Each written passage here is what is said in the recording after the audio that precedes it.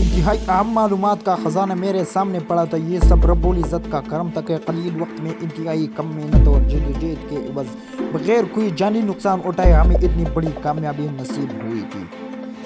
ہم پانچوں ساتھیوں میں سے کوئی بھی پیشور جاسوس کے طور پر اس کام کا سابقہ تجربہ رکھنے والا نہیں تھا اور ہم دشمن ملک کے مرکزی دفاع میں مضبوط سیکیورٹی اور مربوط نظام کے توڑ کر نہ صرف انتہائی اہم دفاعی راز ملک دشمن کا جنگی پلان بھی حاصل کرنے میں کامیاب ہو چکے تھے.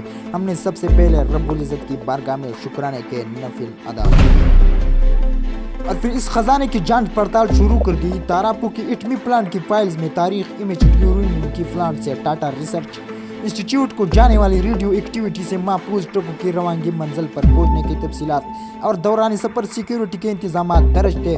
دوران سفر ایک بار ایک ٹرک بارش کی وجہ سے پھسلنے اور الٹنے سے حادثہ میں ٹرک ڈرائیور اور سیکیورٹی گارڈ کو ہلاک ہونے اور 3 زخمی ہونے والے گارڈ کی ریڈیو ایکٹیویٹی سے متاثر ہونے کے علاوہ تاراپور پلانٹ کے چیف انجینئر اور ٹاٹا ریسرچ سینٹر کے سیفٹی انچارج کو احتیاطی تدابیر کی ہدایت شامل تھی.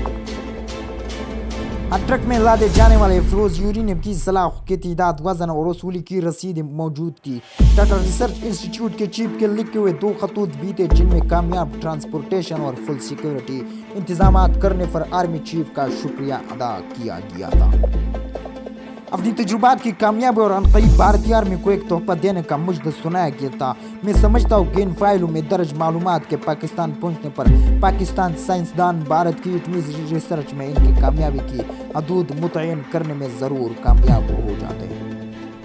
پاکستان واپسی پر مجھے اپنی ذرائع معلوم ہو کہ بھارت راجستھان میں بھارتی ایٹمی دھماکے کا پاکستان کی ٹاپ براس کو 8 ماہ قبل ہی علم ہو گیا تھا. راجستھان میں بھارتی فوج کے نقل و حرکت خاص بڑے علاقے ریسٹرکٹڈ زون بنانے والا آبادی کے انخلا اور سرنگ کی کھدائی کے علاوہ ہماری بھیجی گئی فائلز میں درج ٹاٹا ریسرچ سینٹر میں بھیجے گیا فروز یورینیم کے وزن سے ہمارے سائنسدانوں نے متوقع بھارتی ایٹمی دھماکے کے حجم اور طاقت کا صحیح اندازہ لگا لیا تھا. اور ایک مفصل رپورٹ پاکستان کے وزیر اعظم مسٹر ذوالفقار علی بھٹو کی بھی بھیج دی گئی تھی. حکومتی پاکستان نے یونیو اور تمام مسلم ممالک کو بھی ان کی کاپیاں بھیج دی تھی. پاکستان پریس میں بھی بھارتی متوقع ایٹمی دھماکے کے اس انداز میں کالم اور خبریں شائع ہوئی تھی کہ پاکستان قوم کے دلوں میں اچانک ہونے والے دھماکوں کا دہشت پیدا نہ ہو جائے. اس طرح بھارت کا اچانک دھماکے کر کے پاکستان قوم کے دلوں میں خوف پیدا کرنے کا خوف چوکنا شروع ہو گیا. اس پلان کی ناکامی میں ہماری بھیجی ہوئی معلومات کا بھی عمل دخل تھا. جنرلوں کی ٹاپ سیکرٹ ڈائریاں میں بار بار دیکھ رہا تھا. ان ڈائریوں میں ایک سقوطی ڈاگا کے بعد بھارتی افواج کی نقل و حرکت سے متعلقہ احکامات اور 4ویں ڈویژن جن میں 5 انفینٹری اور 1 آرم ڈویژن کے متعلق مکمل تفصیل درج تھی جن کے مطابق انفینٹری ڈویژن میں ہر ایک کی چوتھائی پرانے ڈویژنز کی نفری شامل کرنے والی اور اتنی تعداد میں نئی انفینٹری ڈویژن میں پرانی نفری کفانے کی احکامات تھے. اور اس کے علاوہ ایک نیا فعالی ڈویژن ریز کرنے کے احکامات بھی شامل تھے جسے جدید ترین روسی اسلحے سے لیس کرنا تھا. یہ ڈویژن یقیناً کشمیر عوام کی سرکوبی کے لیے تیار کیا جا رہا تھا جو سقوطی ڈاگا کے بعد اپنی آزادی کا خوف سے بھی محروم ہو چکے تھے. ایک خط جنرل نے لیفیا سیکٹر کے بریگیڈیئر کو لکھا تھا جس میں وادی لیفیا پر قبضہ سختی سے برقرار رکھنے کی ہدایت کی گئی تھی. سقوطی ڈاگا سے پہلے وادی لیفیا میں پاکستان قبضے میں تھی. سیز فائر لائن کو شملہ معاہدے کے وقت کنٹرول لائن کا نام دیا گیا تھا. اندرا گاندھی نے سیز فائر لائن کو سیدھا کرنے کے لیے وادی لیفیا کو بھی مقبوضہ کشمیر میں ضم کر لیا تھا. اس وقت پاکستان کو بامر مجبوری بھارت کا یہ فیصلہ ماننا پڑا کیونکہ اس جنگ کے دوران بھارت نے مشرق پاکستان کا بھی کچھ سرحدی علاقہ اپنے قبضے میں کر لیا تھا. ہمارے 90,000 فوجی بھارتی قید میں تھے اور بھارت ان حالات میں پاکستان سے اپنی مرضی کے فیصلے منوانے کی پوزیشن میں تھا. پاکستان کو اپنے فوجی قیدی واپس لینے اور سرحدی علاقہ واپس لینے کے بھارت کا یہ فیصلہ ماننا پڑا. بھارت سے واپسی پر مجھے ذوالفقار علی بھٹو کے ایک باڈی گارڈ راجا سرفراز جو کہ ڈی ایس پی تھا اور بعد میں DIG بن کر ریٹائر ہوا اسے پتہ چلا کہ شملہ معاہدہ آخری وقت تک گناہوں کا شکار تھا. پاکستان کی ڈیلیگیشن میں شامل افراد نے واپسی کے لیے اپنا سامان بھی پیک کر لیا تھا. صبح پاکستانی وفد کی واپسی تھی. اندرا گاندھی نے پاکستانی قیدیوں کی رہائی کے لیے جو مطالبہ کیا تھا وہ اتنا بڑا تھا کہ پاکستان قوم اور حکومت اسے کسی بھی صورت تسلیم نہیں کر سکتی. رات کو کھانے کے بعد شمل کے سرکٹ ہاؤس میں اندرا گاندھی اور بٹو چیر قدمی کے لیے گئے. وہاں پر جنگی قیدیوں کا ذکر چڑھ گیا. بٹو انتہائی زیرک تھے جسے ان کا مخالفین بھی تسلیم کرتے تھے. انہوں نے کہا کہ مسز گاندھی میں پاکستان فوجی قیدیوں کے بارے میں انٹرسٹڈ نہیں ہوں जंगी कैदी बनने के बाद वो पाकिस्तानी अफवाज के लिए बेकार हो चुके हैं। अगर वो पाकिस्तान को लौटा भी दिए गए तो हमें इनको रिटायर्ड करके पेंशन ही देनी होगी। 90,000 बेरोजगार का मसला भी खड़ा हो जाएगा। बेहतर है आप उन्हें अपने पास रखें और जिनेवा कन्वेंशन के मुताबिक इनकी रिहाइश और खाने का इंतजाम करते रहे।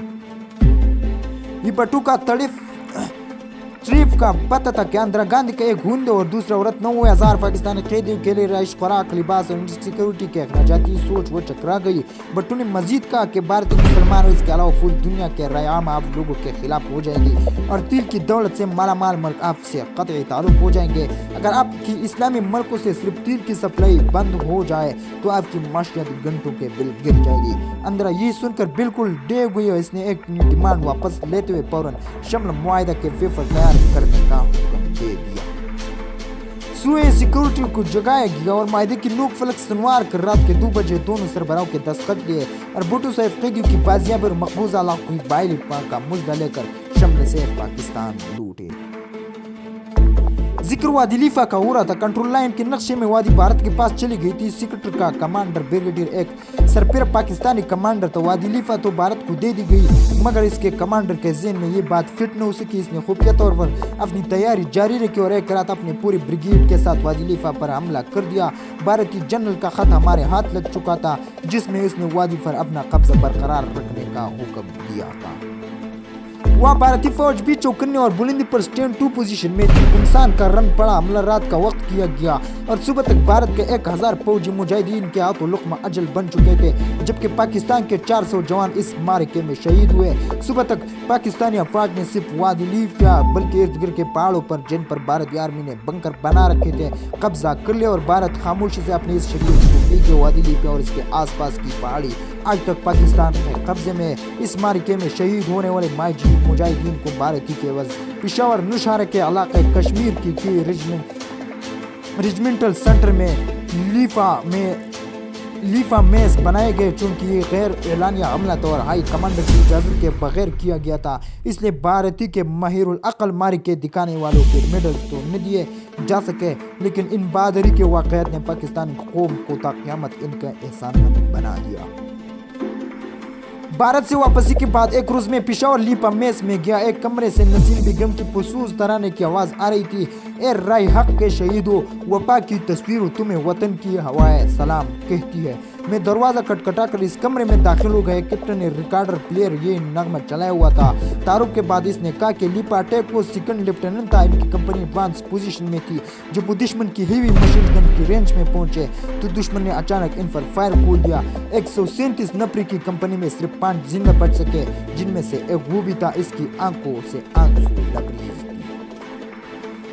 जनाब, आपको यकीन नहीं कर सके कि हम किस बेजिगरी से लड़े। भारत की पक्के बंकर वादी की पहाड़ी और टीलों में बने हुए थे और उन्हें खामोश करने की हमें कोई सूरत नजर ना आ रही थी। हमारा एडवांस रुक चुका था और भारत को किसी लंबे बेग को मक पहुंच सकती थी। हमारी कंपनी के चंद जवानों ने दुश्मन को बंकर्स को खामोश करने का बेड़ा उठाया और एक महफूज जगह से इन पहाड़ों और टीलों पर पहुंच गए जिनमें भारतीय बंकर्स बने हुए थे। जो हैंड ग्रेनेड इनके पास थे वो पिन निकालने के 6 सेकंड बाद फटे थे। इन टीलों और पहाड़ों से उन्होंने ग्रेनेड नीचे फेंके, लेकिन 6 सेकंड में वो भारतीय बंकर से बहुत नीचे जा गिरे।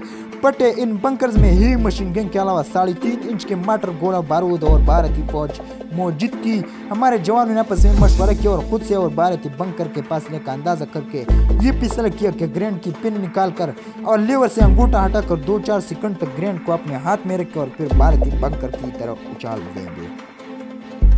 इस प्रोसेस के दौरान गनती के टाइमिंग की गलती की वजह से हमारे एक जवान के हाथ में ग्रेनेड पट गया और वो शहीद हो गया। बाकी 5 ने सही टाइमिंग पर ब्रेक ग्रेनेड फेंके और बिल्कुल सही जगह पर जाकर पटे।